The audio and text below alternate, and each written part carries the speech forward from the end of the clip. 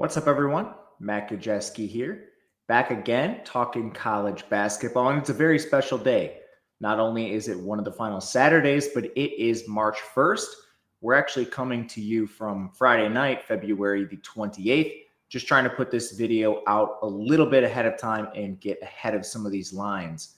It's a huge slate. We'll waste no time getting into it, so I'll bring you behind the glass. First game up, we're in the SEC. Auburn takes on Kentucky. This is a 4.5-point spread in favor of Auburn, the road team. The total in the game is 166.5 points. Injury news, Auburn is pretty clean. Chad Baker-Mazar has been on the injury report a lot of late. He keeps playing through it. Kentucky's a little bit different. Jackson Robinson did return from his wrist injury, only to re-aggravate it. I don't think we're going to see him in this game, which is a problem for them shooting-wise. We'll get into that in a second. Kirk Reese has been out for most of the year. Resume-wise, Auburn has the best resume in the country. They're 8-2 against the top 25. Wins over the best of the best. Houston, Tennessee, Bama, you name it. Their two losses are against top 5 teams, Duke and Florida. Just an elite resume. Kentucky actually might surprise you too. They do have some more lower-end losses, 5 outside the top 30, the worst of which against Texas, who's 41. So not bad on the lower end. But man, 7-4 against the top 25, wins over Duke and Tennessee twice. This is a really good Kentucky team overall as well. Height and rebounding comes in pretty close for these two teams. Auburn's 29th in rebounding, Kentucky's 78th. Still got to give Auburn the edge. They're dominant on the glass, especially offensively. They're 25th there. And I think the real advantage in this game comes on the defensive end. We know that Kentucky can score. We know that Auburn can score. That's evidenced by their offensive efficiency metrics. But Kentucky is 69th on defense. Alarmingly, 271 in interior defense. They've given a few extra minutes to Amari Williams. He's helped their rim protection. These numbers have improved, but not enough where they're going to put any stopgaps on Janai Broome. Stopping Janai Broome is way easier said than done. And on top of that, Auburn's good at shooting threes, 46 in the country. Denver Jones is hitting 43%. Tahad Pettiford, Chad Baker-Mazar, Miles Kelly, all at least 37% from three. Kentucky can shoot themselves. They're probably going to need to rely on an outlier performance, especially because one of their top 3 shooters is Jackson Robinson, and I don't think he's going to play in this game. So that means we're relying on Brea and Almanor, who doesn't play a ton of minutes to begin with. Not to mention Auburn, just so secure in the periphery, 5th fewest turnovers in the country. You just have so few paths to beating this team outside of outliers. Unless you're a uniquely built team like Florida or something, even on the road in this spot, Auburn still stands out against the spread for us. We have this just outside the 4.5, 86 points to 81.5 is where the model puts this. That was good enough for me to play in Auburn heading into this game. Before we move on, if you do like this content, it would greatly help me if you guys could like, subscribe, leave a comment. Tell me what you like about the video, what you don't like. All the feedback is great. But we're just under 800 subscribers till we can eventually monetize, which would be great for the continuation of the product. If you've done any of that or just watched the videos, thank you. It is much appreciated. Can't say that enough. Next up, Big 12 Showdown. Texas Tech takes on Kansas. This is a weird game because of the injuries. The spread is 4.5 points in favor of the home team. Kansas, they have quite the home court advantage to begin with. Playing at Fog Allen's no easy task. Total in the game is 146. But the big story here is the Texas Tech injury report. Darian Williams, Chance McMillian, they're both big questions in this game. And even Christian Anderson turned his ankle in the last contest. I think he goes. It seemed like it was pretty minor, but you never know. Just wanted to at least include it. Kansas, just depth piece, Shaquille Moore. Resume-wise, Texas Tech 2-4 against the top 25. Their best win came on the road against Houston. It doesn't get a lot better than that, only maybe like a road Auburn win. This team has 3 losses outside the top 25. They are a little questionable. 76 St. Joseph, 79 UCF, and 85 TCU. They were at full strength for all those games as well. Kansas is 3-3 against the top 25. They have a win over Duke.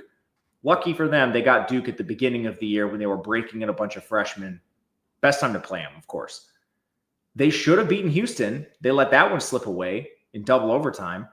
Kansas now has 5 losses outside the top 30, but I think the most concerning part of their resume is what's happened of late. Losses to Kansas State and Utah. Both are on the road, but you can't be messing around with teams outside the top 60. As far as the injuries, it's really hard to overstate how much Williams and McMillan mean to this team.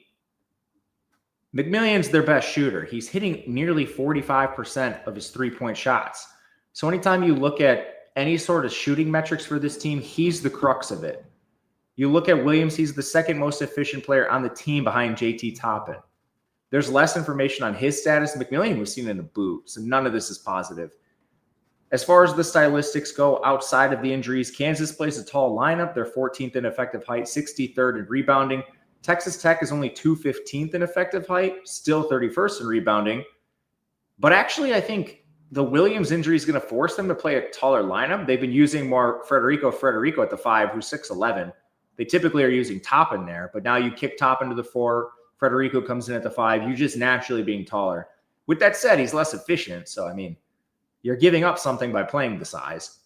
Texas Tech, again, 28th in effective field goal, 25th in three-point percentage. Kansas, they've struggled to score. I think that's well documented. They're 75th in effective field goal, 139th at three-point percentage. Kansas does have the defensive edge in this game. They're 5th overall, inside and out, both top 13. Texas Tech's lone defensive advantage is in turnover margin, and it's not a drastic advantage there. Kansas, as long as there's nothing weird going on with DeJuan Harris, they've been pretty efficient taking care of the ball. I won't lie. I played this game at +4 because I watched the press conference from their most recent game, and basically the word was, it's going to be hard to keep Williams and McMillan out. I can't remember the exact language, but it's like, if I had to bet, these guys are going to go. And then everyone plugged in with the Texas Tech programs, like they're not practicing. What is going on? So I bought out of the 4 rather than just gamble on injuries. I'm going to leave you guys with the information. We make the spread if the game is at full health. 72.8 for Kansas, 71 for Texas Tech. The line suggests these guys aren't playing. I don't have the information, so I'm not going to play anything right now. We're going to wait until tip-off or until some injury news breaks before we make a play on this. Just can't confidently come in and say I know what's going to happen with the injuries. And of course, we're trying to attack these lines early. It's part of the reason the video on Friday night makes more sense for a Saturday early morning slate. But we do play a lot of games late too with injury news. If you want access to everything that's going on, projections from the games, whether it's sides, totals, or player props, we do those for all the major games. There'll be 31 games up tomorrow for player props, I believe. That's all available in the Discord. The link is below. There's no long-term commitments. So you can pop in, pop out if you don't like it. Whatever suits you. We'll have some cool stuff for March Madness as well. But I highlight that because this is a game that would be decided upon closer to lock that you'd hear about in Discord. Let's move on. Alabama takes on Tennessee, another amazing SEC clash in this contest. Spread is 3.5 points in favor of the home Volunteers. The total in the game is 159. Only major injuries, Latrell Wrightsell, Darian Reed, both on the Alabama side. Tennessee appears fully healthy. They've had players pop up randomly, so just watch them. Resume-wise, Alabama's 5-4 against the top 25. They schedule really hard. They have a win over Houston on a neutral court in Vegas. Their only loss outside the top 25 came in that same tournament in Vegas to Oregon, who won the thing. Tennessee is 5-4 against the top 25 as well. They have a marquee win over Florida, and that was a weird win. They didn't have their 2 best players, Ziegler and Milicic, both missed that game, and somehow Florida only scored 44 points. We'll talk about Florida and what they've done recently when we get there, but Tennessee only has 1 loss outside the top 15. Crazy as that is, only 1.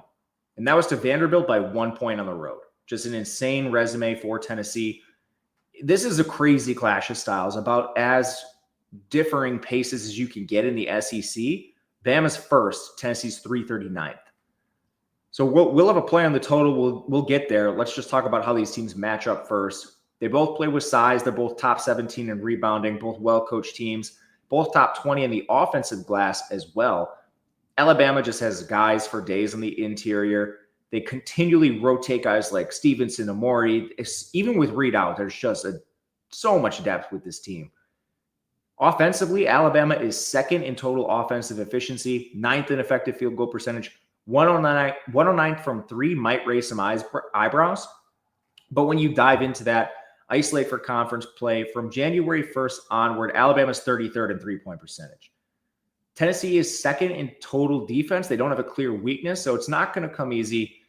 But this Alabama team has really improved from three of late. On the Tennessee side, they do struggle to score at times. They still come in 33rd in offensive efficiency. They're 96th in effective field goal percentage, 139th in three-point percentage. The problem I have with Tennessee is they've gone the other way. Unlike Alabama, this team has dropped to 202nd in three-point percentage since January 1st. Part of the problem is they're just so reliant on Chaz Lanier. He's the only player shooting well from three, 41.3%. No one else is above 32%. We're 26, 27 games into the season right now. I mean, it doesn't take anyone with like any sort of intelligence to figure out Chaz Lanier is the only shooter. Like on a scouting report, he's going to stand out like a sore thumb, and you can defend him, and then no one else can do it. So I have a lot of questions with the Tennessee shooting overall. Alabama's defense is still pretty good. They're 35th overall, 74th inside, 18th on the perimeter. It's a tricky matchup for this Tennessee team because, you know, they're better Alabama that is defending the guard position. Tennessee's top three scorers efficiency-wise are all at the guard position. Milicic has not lived up to expectations. He's been pretty good, but they need more out of him inside. Turnover margin does favor Tennessee. Alabama is 182nd in turnovers committed. That has not gotten better in conference. With that said, Tennessee has also forced fewer turnovers in conference, probably just a level of competition. But all this suggests to me that Alabama is the side you look to on the spread if you want. I have this coming in pretty efficient, as you can see by the score on the screen. We actually make this a little bit in favor of Tennessee, which is a disagreement versus just my read on the game. Instead, I'm playing under. 159 is the total. In general, slower teams have an easier time dictating pace than fast teams. Just for reference, like a slow team, they can slow down a fast team. But when Tennessee's walking the ball up the court and Alabama's in their half-court defense, there's only so much you can do to speed up a team that's going to walk it up the court. We'll play under 159.5 in this SEC clash. Probably the best game of the day. Just can't wait for this matchup. Back to the Big 12. Arizona takes on Iowa State. The spread is 6 points in favor of the home Cyclones. The total is 151.5. The only injury in the game is Keyshawn Gilbert for Iowa State, but there have been strong hints that he will return to this contest. And if you remember, this was one of the better games in this conference this year. They played on January 27th. Caleb Love hoisted that like 65-foot shot beyond half court to force overtime, and then I don't know what happened. I bet Iowa State in that game. I believe it was a pick-em too, or maybe Iowa State was getting points. I can't remember what the spread was, but what I do remember was if that ends in regulation, whether it ends up being, the tie, the graded tie, or he just misses the half-court shot, boom, it's an Iowa State cover. In overtime, Arizona crushed Iowa State. They end up winning by 11 points. Crazy. Anyway, they also won that game by holding Iowa State to 29% from three. They forced 18 Iowa State turnovers. The Cyclones did not have Milan Momcilovic, their best shooter. But still, just what a game that was. Resume-wise, both of these teams are against top 25 opponents are 2-4. Arizona beat this Iowa State team, and they beat Texas Tech. Iowa State also beat Texas Tech and Kansas. Arizona has 3 losses outside the top 45. They're all pretty decent. Oklahoma, West Virginia, and then Kansas State is the worst one at 67, so a little bit of a questionable body of work. Iowa has the same thing. West Virginia, Kansas State, and then Oklahoma State at 101. I will say Iowa State has had at least one starter out in each of those losses. Not an excuse, but should be noted. Both of these teams are top 90 in terms of effective heights, both top 40 in rebounding. There's room for growth with Arizona's metrics because they've recently begun allocating more minutes to Henry Visar and Carter Bryant. And the place that's really improved their team, not rebounding, defensively, rim protection. You get guys that are 7 feet tall on the floor, athletic like Visar. The rim protection is just vastly improved with this team. That might make Iowa State a little more reliant on the three. They can do it. They're 59th in effective field goal, 119th from three. And there's room for growth with their shooting because similar to the V-Star Carter Bryant thing, who are just playing more because of talent, Milan Momcilovic missed about a month of this season. He's a 40% three-point shooter. Arizona's weakness, if you want to call it that, is perimeter defense. So having him back shooting in this matchup is key for Iowa State. Arizona's a little more reliant on attacking the rim. They're 85th in three-point percentage, but they don't shoot a lot of threes. Just Caleb Love can get a little inside his head and take a lot of threes randomly. Iowa State's worse at defending the perimeter, so it's strength on strength, weakness on weakness. Who wins out? In the periphery, Iowa State is 19th in turnovers forced. That's plagued Arizona at times, but I think they might have corrected that a little bit. I was really impressed with how Arizona took care of the ball against like a Houston. They only turned it over 11 times in that game. So maybe that's a little bit behind them. I wanted to bet Iowa State. I'm surprised this came in at 6 points. The model has this nearly 77.5 to 74. We make this like a 3.7 spread, 3.5. I mean, it's close. I'm a little surprised. I don't want to bet this because I want the Iowa State side. I think they're a better team than Arizona. I think Iowa State played the better game in the first matchup for like 39 minutes until the Caleb Love buzzer beater. So we're going to stay away for the time being. But I mean, man, if this moves any further in Iowa State's direction, I'm going to have to bet a road Arizona just by default. And speaking of that, you've probably noticed by now that we will talk about betting on the show. We have been. If you or somebody who knows a gambling problem, please call or text 1-800-GAMBLER. You must be 21 or older to play in most areas. Back to the SEC. Missouri takes on Vanderbilt. This game has a spread of 2 points in favor of the Rogue Tigers. The total in the game is 159. There's no major injuries. This game is a rematch from January 11th. Missouri won 75-66 on their home floor. Now they head to Vandy's building. In that first game, Vanderbilt shot the ball well from three, but they just couldn't hold up with their size against Missouri. They ended up shooting 38.2% from inside the arc. That was 13 of 34. And that's a huge mismatch in this game. It basically is in every Vandy game who plays the smallest lineup in the SEC. Missouri's 4-4 against the top 25. They have wins over Florida and Alabama in the top 6. Couple low-end losses, but no one lower than number 46 Memphis, and they only have 3 losses outside the top 30. Missouri snuck up on some people. I think the Bama win recently kind of put them on the national scene. This is quietly a good team with an awesome resume. Vanderbilt is 4-6 against the top 25. Their best win is over number 5 Tennessee. We talked about that game. 1-point win. They were at home. They did enough to win. They only have 3 losses outside the top 30 as well. A little bit worse on the lower end. There's a Drake loss in there at 59. No real shame there. Drake's going to make the tournament this year. But let's get to the stylistics because Vanderbilt playing the 319th tallest lineup in the country, ranking 172nd in rebounding is a real problem in the SEC. Missouri's 30th in height, 109th in rebounding. They're going to crush Vandy in the glass, going to hold Vandy up inside, scoring inside at will.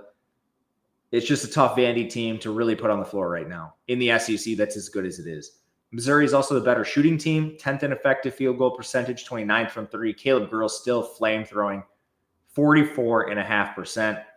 And I mean, like, if it's not him, Tamar Bates, Marcus Warwick, Anthony Robinson, all over 40% from 3. Missouri plays a crazy deep lineup. So does Vandy, for that matter. But another mismatch, Vanderbilt is 343rd at three-point defense. Missouri has 4 players shooting over 40% from 3. I mean, good luck. Vanderbilt, 116th in effective field goal, 218 from 3. They're reliant on interior scoring, attacking the rim, which is causing them problems because they're undersized in every game. Missouri has the defensive advantage. Missouri generates more fouls. I mean, I just don't see Vanderbilt keeping this game competitive outside of the fact that they're on their home floor. And they are a streaky shooting team. That's how you see them with wins over teams like Tennessee.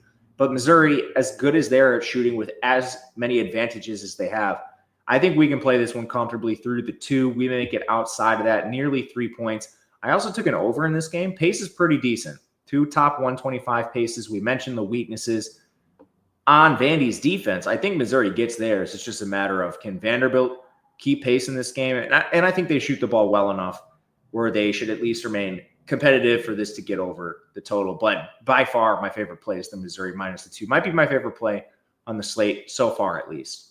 We'll have more games that I haven't even gotten to the mid-majors, low majors, some of those conferences. Lucky some of them don't matter, like the SoCon and the CAA are already decided, but we'll get there Saturday morning in Discord. Big East basketball.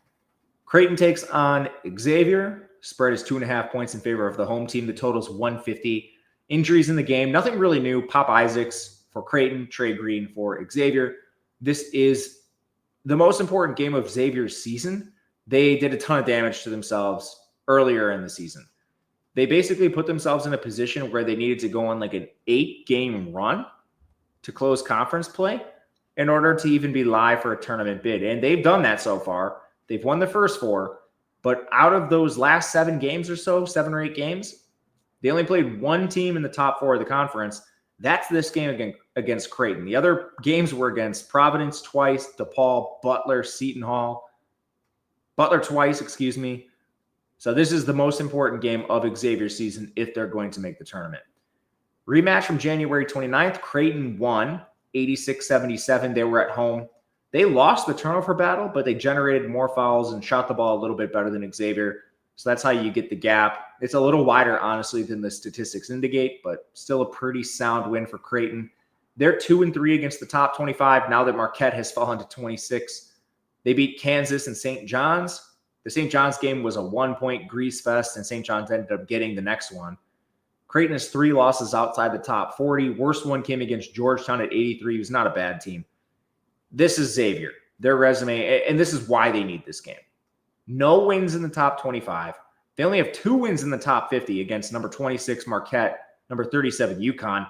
That road Marquette win is single-handedly keeping the bubble hopes alive for this team. 4 losses outside the top 50. Nova at 55, Georgetown at 83, Cincinnati at 53, TCU at 85. This is just not a tournament resume. We won't rehash this argument here, but give me like the 13th SEC team versus this bad Xavier team. Stylistics, with Creighton, you have to deal with Kalkbrenner. 3rd in effective height, 66 in rebounding. He is the crux of that. Xavier's not small. They're 113th in effective height, 151st in rebounding. But man, Zach Freemantle seeds size. He's only 6'9" at center. He needs to play here. In the first game, he only played 24 minutes due to fouls. He played well when he was on the floor, but they just can't have Zach Freemantle in foul trouble if they have any plans to win this game. Creighton, awesome defense, 31st overall, stems from that interior rim protection. They force their opponents to shoot threes. Fortunately for Xavier, they're good at shooting threes, 15th in three-point percentage. For some reason, they're only 200th in three-point rate. I would expect that to spike in this game, but they are still somewhat reliant on a few guys like Ryan Conwell shooting 39% from 3. He shoots a lot of their threes. If he's off, Xavier could be crushed in this contest. And Creighton can shoot a little bit themselves. They're 30th in effective field goal percentage, only 171 from 3. That's the Ryan Kalkbrenner effect. Like, how are you so good at effective field goal shooting that bad? The answer is Ryan Kalkbrenner is so efficient near the basket. Stephen Ashworth, 37% of his three-pointers have gone in this year. That's a step back for him. They just don't have anyone else. Like, now that Isaacs is out, the next 2 best shooters percentage-wise are Isaac Trout and Kalkbrenner. Just getting nothing out of the other guards. But fortunately, Xavier's defense is rough, 100th in the interior, 100th on the perimeter. They're outside the top 100 in both those metrics. The real concern I have with this Creighton team, I think they can do enough shooting over Xavier where I'm not super worried there. But just like the Stephen Ashworth regression, and he hasn't played terribly, but man, he's shooting worse. He's been a turnover factory in certain games. Like St. John's, they basically turned him over nearly 20 times as a team. I'm not sure Xavier is quite at that level with their turnovers forced. But man, like, it's probably just like not playing with Shireman and Trey Alexander and being higher up in the scouting report, but kind of a rough season for Ashworth, man.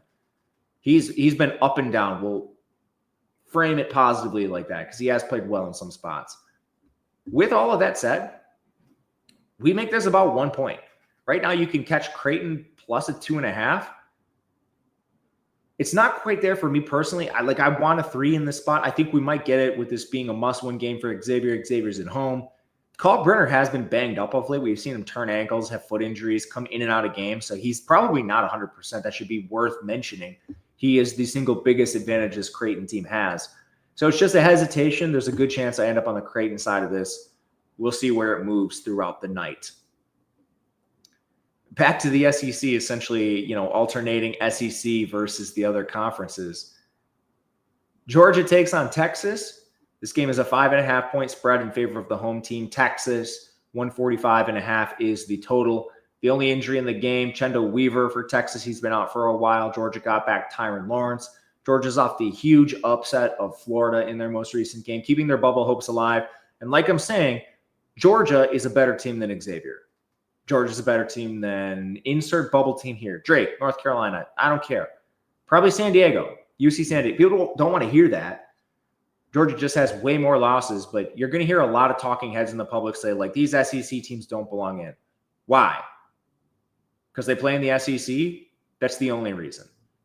Anyway, Georgia, 3-8 against the top 25. No losses lower than Arkansas, who's ranked 36. And that's what I'm saying. Look at this schedule. Google Georgia basketball schedule. See who they've beaten, see who they've lost to. They have wins over 14 St. John's, 15 Kentucky, number 5 Florida. Xavier barely has a win in the top 50. What are we doing here? The public, the committee, media have not caught up to how strong the SEC is with realignment and the money they're spending. And you can dislike it. It's okay.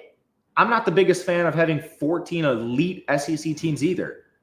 The fact of the matter is, they're playing better and investing more in the products on the court, on the field, whatever it is. They deserve to be rewarded for what they put into these programs. And they deserve people to finally figure out how to properly evaluate strength of schedule. Anyway, on the other side of the Georgia propaganda, I'll say, their margin of defeat has been an issue in some of these games. I mean, they've just been in 20 dogfights this year. Sometimes your margin of defeat is going to be a little wide. Texas has a lot of the same problems, and that's why they're on the bubble as well. 3-6 against the top 25, wins over 15 Kentucky, 11 Missouri, 21 Texas A&M. 6 losses outside the top 30. Unlike Georgia, they do have a bad loss. They lost to South Carolina, number 80. I have no issue really leaving Texas out. If you want to say that loss is a killer for them, sure. Georgia doesn't have that. So that's where the tie is sort of broken for me. Inside the stylistics, Georgia 24th in effective height, 58th in rebounding. Texas is 105th in effective height, 131st in rebounding. A lot of those Georgia metrics inside their 17th ranked offensive rebounding, they're boosted by their 6'11 freshman phenom Asa Newell, from a lot of those interior metrics, just he's so good down there. Texas is a little better shooting, 87th in effective field goal, 66 in three-point percentage. Georgia is 110th in effective field goal, 211th in three-point percentage.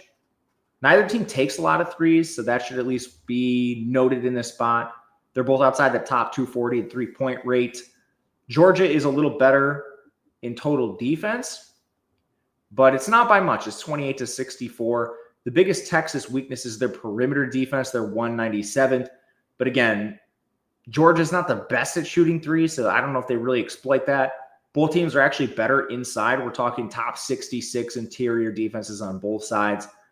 Georgia's major problem this year is turnovers. They're 305th in turnovers committed. Texas doesn't force a lot of turnovers, 171 in turnovers forced. That's dropped to 247 since January 1. So as far as matchups go, this should be a little easier on Georgia bringing the ball up the court. It's not like you're facing Tennessee or something, but it's still a pretty greasy matchup. When I look at players in this game, the real difference makers are on the Texas side, like Trey Johnson, Arthur Kaluma. I think they sort of outweigh Newell. And then I guess, technically Caden Shedrick has really good efficiency metrics. It's basically because he's an elite defender. The guy offers nothing on offense. But we make this inside the 5.5. Georgia at 70.1, Texas at 73.8. The only reason I haven't played this is Texas took some early money. You might be able to wait on this, catch a 6, a 6.5. which is why I'm waiting in this game just to see where it goes. I'll play the 5.5 if I need to, but I'm waiting to see if we can't grab a better number. Put the SEC teams in the tournament. All right. End of propaganda. Let's go to a fun tournament. West Coast. Gonzaga takes on San Francisco. The spread in this game is 9 points for the road team, Gonzaga. Totals 157. Only injury, Emmanuel Innocenti for Gonzaga. I guess Newberry for San Francisco, but that's not new. He's been out for a long time. This is a rematch. February 13th, these teams played. Gonzaga won 88-77. They were at home. Neither team shot the ball well in that game, but Gonzaga absolutely crushed San Francisco on the glass. 15 offensive boards. Crazy. Gonzaga is okay, so Gonzaga, we need to bring them up. They're top 10 in the country in efficiency metrics, but they still don't have a top 25 win. Their best win is over Baylor. That was in the opening game of the year. Baylor's number 30 in the country. They have 2 losses outside the top 50. Oregon State at 82, Santa Clara at 56. I just have a lot of questions how you get to this metric, and I kind of get it. When you look at Gonzaga's resume, we mentioned they're lacking top-end wins. They have a couple losses that are uncharacteristic. But within this, there's just smashing after smashing after smashing of these bad teams. And it's really hard to wait. Like, what am I supposed to do with their game against Long Beach State that they won 84-41? And some of these games are against Long Beach is 313. Let's go to Nichols. Nichols is 179. Not the worst team in the country, but definitely not anywhere near Gonzaga's level. 102-72. We move on. Portland, 81-50. Portland again, 105-62. Oregon State, this one is pretty damning for Oregon State, 98-60. I mean, it's not just that they're beating teams they're supposed to. They're absolutely kicking the piss out of these teams, which elevates their efficiency metrics. So I don't know what to do with this. Long way of explaining Gonzaga's a tough team to evaluate. San Francisco's 1-3 against the top 25. They have a win over St. Mary's, sort of Gonzaga's kryptonite. They dropped both games to St. Mary's. But San Francisco has 3 losses outside the top 50. Gonzaga has 2. The losses are worse. Bradley at 94, Washington State at 121, then Santa Clara is sort of respectable at 56. Both teams are around the same height between 80th and 90th. The gap in rebounding is a little wider. Gonzaga is 16th, San Francisco 186th. That was a huge factor in the first matchup. 15 offensive boards for Gonzaga is crazy.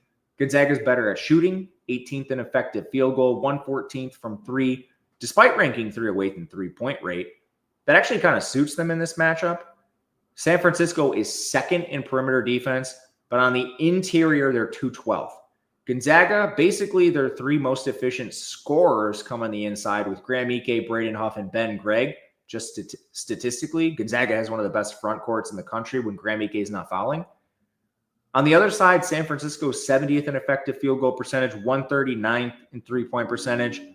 Gonzaga's 38th in total defense, strong across the board, so you're not going to find any strong matchups for San Francisco. They do have 2 elite spot-up shooters in Malik Thomas and Marcus Williams, both over 40% from 3. But I have a huge gripe with this team, and it's Carlton Lingard. He's shooting 29% from 3 on 124 attempts. He's their center, and I get it. It's cool when you can space the floor and you have a 7-foot center that you need to guard on the perimeter, but he's so bad. I wouldn't even defend him from 3. What are we doing? Why is he allowed to shoot so many threes? It literally is torpedoing your effective field goal percentage because he's so bad. Anyway, regardless, they're the home team here. I think there's enough holes you can poke in Gonzaga, and even before you poke in the holes, just using the efficiency metrics that still get them to 9th in the country, we have San Francisco inside the spread. Make it closer to 7 points. And then if you wanted to poke holes in Gonzaga, I think you could make it even further. The reason I hesitated and I'm not willing to play this at the current numbers, I just straight up am having a really hard time evaluating Gonzaga based on their body of work. And I don't want to get caught with my pants down and they absolutely beat the piss out of San Francisco, which could happen in this spot. I have played a couple games against Gonzaga recently, and that's happened. I bet Washington State back on February 19th, they were plus 17 or something, and they end up losing 84-63. So I'm just a little shell-shocked and nervous that something like that happens again with clearly a talented, clearly an inconsistent Gonzaga team. SEC again, our old friend. Texas A&M takes on Florida. 9-point spread in favor of Florida. 148.5 is the total. Not really any injuries. Sam Alexis, very deep player for Florida, but that's it. Resume-wise, Texas A&M is 4-3 against the top 25. Wins over Texas Tech, Purdue, and Missouri. They're a streaky team. They have 5 losses outside the top 30, the worst of which, UCF, man, 79th. Wasn't their opener, but still counts. Florida has not played quite as rough of a schedule as some other teams. We mentioned like Georgia, who's played, 11 top 25 games. Florida's only played 5. They're 2-3. They did beat top 5 teams in that span, Tennessee and Auburn. And they only have 1 loss outside the top 15. That was in their most recent game to number 38, Georgia. They lost by 3 points, but man, that was a weird game. We'll talk about it in a second. You know what? Let's just do it right now. That's the second time we've seen Florida come out and play an incredibly sleepy game against a team they should beat. The first time this happened was against Tennessee, where they scored 44 points. Tennessee did not have their 2 best players. Now you played a Georgia team who's a lot worse than Tennessee, but maybe comparable given the Tennessee absences. I don't really think there's an analytical explanation. Occasionally, Georgia and Tennessee just took advantage of a sleepy Florida team that didn't play up to their level of expectation. There's a couple reasons why that might be. We'll talk about it a little later. But part of the reason the Georgia game happened is the Bulldogs hit over 50% of their threes. It's hard for anyone to win against that. But Florida is 54th in effective field goal percentage, 103rd from 3. Walter Clayton, Elijah Martin, Will Richard, Denzel Aberdeen, they're all between 35 and 37% of threes. That's not bad, but it's not good. And when you have shooting that comes in streaks like that, it leaves you vulnerable. And that's happened to Florida a couple times. In this game, aside from their shooting, which is pretty good, I already mentioned it, Florida should absolutely dwarf Texas A&M now that everyone's healthy. They're 33rd in effective height, 12th in rebounding, and that's with Micah handlocked and barely playing this year. Texas A&M is 5th in rebounding, largely due to aggressiveness because they're only 238th in effective height. But this is the number 1 offensive rebounding team in the country. I'm just going to say it's easier said than done rebounding against the 7-footers that Florida has. And they're going to have to. They have to every game. That's why they have these streaks, your high-end wins, your low-end losses. Texas A&M is 312th in effective field goal percentage, 325th from 3. They can't shoot. Wade Taylor, Zerk Phelps, these guys are shooting up bricks. And luckily, they're scrappy enough to grab some boards. But man, you're reliant on offensive boards. You're reliant on turnovers. That's another thing A&M's good at. Florida is top 40 in turnover rate. They're not turning the ball over. Just a brutal matchup for A&M. To be honest, I was a little surprised this already came in 9 points. That's about where we make the spread. One thing that does make sense to me is under 148.5. You have the slower team in A&M. We already went through the slower teams have an easier time dictating pace. But both these defenses are top 16. We have one offense that can't score and then a streaky offense in Florida. There's a lot of times this plays to the under, and that's the play that I made in this game, under the 148.5. Last game up, we'll close with the SEC might as well. We basically have talked to every SEC team on the slate, but it's just crazy. Anytime you look at game rankings, thrill score, stuff like that, it's just littered with the SEC. Another point speaking to how good this conference is. Oklahoma and Ole Miss, it's an 8.5-point spread in favor of the Rebels, 153.5 total. No major injuries in the game. I'm sure pregame Matt Morrell will pop up as questionable, and he'll play like he has the last month. Oklahoma's 3-7 against the top 25. They have wins over Arizona, Louisville, Michigan. They only have 3 losses outside the top 25, all pretty good. They have no losses outside the SEC. Their 3 losses outside the top 25 were Georgia, LSU, and Texas. Ole Miss is similar, 3-5 against the top 25, wins over Louisville, Alabama, and Kentucky. They have 4 losses outside the top 30, but none are lower than number 46, Memphis. Just a top to bottom. Good matchup here between 2 really strong teams. This is another sort of mismatch, kind of like the Vandy game, where Ole Miss plays a small lineup, the second smallest lineup in the conference. 267th in effective height, 322nd in rebounding. Most teams are just pounding them inside, and we just saw Auburn go back and forth inside, possession after possession to put up 100 points. Oklahoma was only 143rd in effective height and 240th in rebounding. So this is not the mismatch that it normally is. It still is a mismatch, Oklahoma with the advantage. But typical SEC teams can just beat up on Ole Miss on the interior. Oklahoma is 50th in effective field goal percentage, 54 in three-point percentage. Ole Miss is 141 in effective field goal, 109 from three. So not only is this Ole Miss team short, but they are, I think, a little bit worse shooting. At least it's regressed. Basically, you have Murray and Padula at 40%. Matt Murrell and Dre Davis have played poorly this year. There's no way around it. And Murrell's been hurt the entire year. There is an excuse if you want to make it. Defensively, though, Ole Miss has the edge, 26-81. Ole Miss isn't that tall. Their interior defense, I don't know what to make of this. So Ole Miss is small. Oklahoma's 315th at interior defense, which is wild considering they still end up 81st overall. Basically, anyone can exploit Oklahoma inside, but is Ole Miss actually capable of that with their lack of size? These teams are both imbalanced. Like Oklahoma's 18th in perimeter defense. So that's how you get to 81. You're horrible inside, great on the perimeter. Well, that actually matches up well against Ole Miss. I don't know what to make of it. Ole Miss is kind of similar to Oklahoma defensively, but just like a little better. 151st in the interior, 69th on the perimeter, better at guarding the guard position themselves. Peripherally, Ole Miss is 30th in turnovers forced. Oklahoma is 226th in turnovers committed. So that could be an advantage for Ole Miss. With their size disadvantage, Ole Miss is not turning the ball over, so that definitely does not work in Oklahoma's favor. You have turnover margin in favor of the Rebels.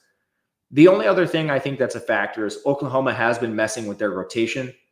They recently began giving full minutes to Bryson Gooden, Duke Miles. Those players both shoot over 43% from three, and it's about time they started getting on the floor more often and playing full minutes instead of some of the other guys they've been playing like Forsyth.